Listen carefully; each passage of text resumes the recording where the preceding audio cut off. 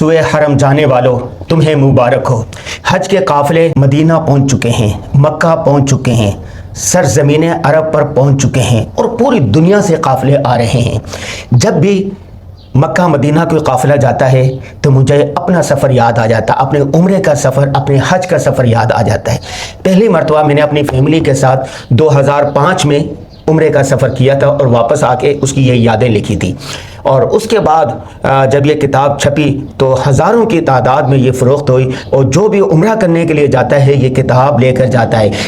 جیسے ایک بچہ ہوتا ہے نا، اس کو انگلی پکڑا کر سکھایا جاتا ہے، تو اسی طرح یہ کتاب شروع سے لے کر آخر تک قدم بقدم آپ کی رہنمائی کرتی ہے۔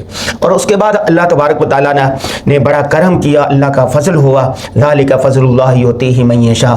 مکہ مدینہ وہی آدمی جاتا ہے جس کو اللہ کی طرف سے بلاوا آتا ہے۔ 2018 میں اللہ تبارک و تعالیٰ کی طرف سے بلاوا آیا، میں اور میری فیملی حج کے سفر کے لیے گئے۔ 2018 میں ہم نے سفر کیا اور 40 دن وہاں پر رہے سعودی عرب میں، 20 دن تقریباً مکہ میں رہے، 10 دن مدینہ میں رہے اور 10 دن جدہ، طائف اور دیگر شہروں میں ہم نے گزارے۔ تو میں نے حج کا یہ پورا سفر نامہ لکھا واپس آ کے کہ حاجی کے لیے کن چیزوں کی ضرورت ہوتی ہے، نیت کیا کرنی چاہیے، 40 دن آپ نے رہنا ہے، اس کا سامان کیا ہونا چاہیے، اور اسی طرح وہاں پر جب آپ جائیں گے تو سب سے پہلی چیز جس چیز کا آپ کو سامنا کرنا پڑے گا وہ ہے صبر اور انتظار۔ گرمی ہوتی ہے، رش ہوتا ہے، پوری دنیا سے لوگ آ رہے ہوتے ہیں، بچے، خواتین، مرد، بوڑھے۔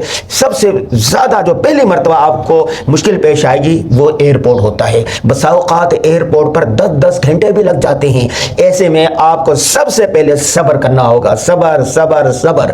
تو پہلا جب حج کا جو سبق ہے وہ یہ ہے کہ آپ نے صبر کرنا ہے، اور اسی طرح پھر آگے آپ جائیں گے، بس کے لیے انتظار کرنا ہوگا، پھر بھی آپ نے صبر کرنا۔ کہتے ہیں نا کہ حج میں گالی گلوچ کرنا، غصہ کرنا، گناہ کا کام کرنا، یہ ساری چیزیں ممنوع ہیں۔ تو صبر آپ باندھ لیں کہ آپ کو قدم قدم پر صبر کرنا ہے۔ تو معاف کریں گے آپ تو وہاں پر اتنا رش ہوگا، گرمی ہو رہی ہوگی، لیکن آپ نے صبر کرنا ہے۔ تو حج نام ہی صبر کا ہے۔ اس کے علاوہ آپ نے جب جائیں گے تو آپ نے عمرہ کر لیا، عمرہ کرنے کے بعد حج میں ابھی اچھے خاصے دن ہوتے ہیں۔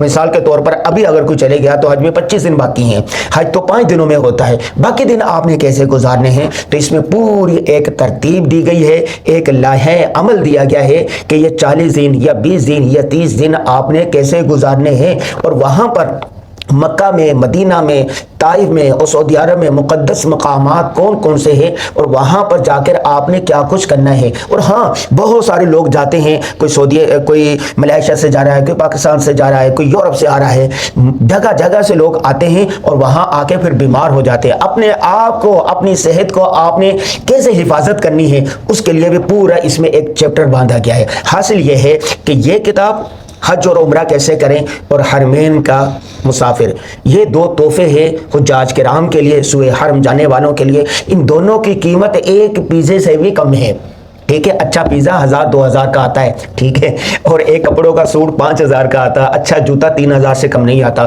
ان دونوں کتابوں کی قیمت صرف 500 روپے ہے یا 1000 روپے ہوگی۔ تو آپ گھر بیٹھے ان کا آرڈر کریں۔ یہ دونوں کتابیں قدم بقدم آپ کی رہنمائی کریں گی۔ آپ سب کو بہت بہت حج مبارک ہو۔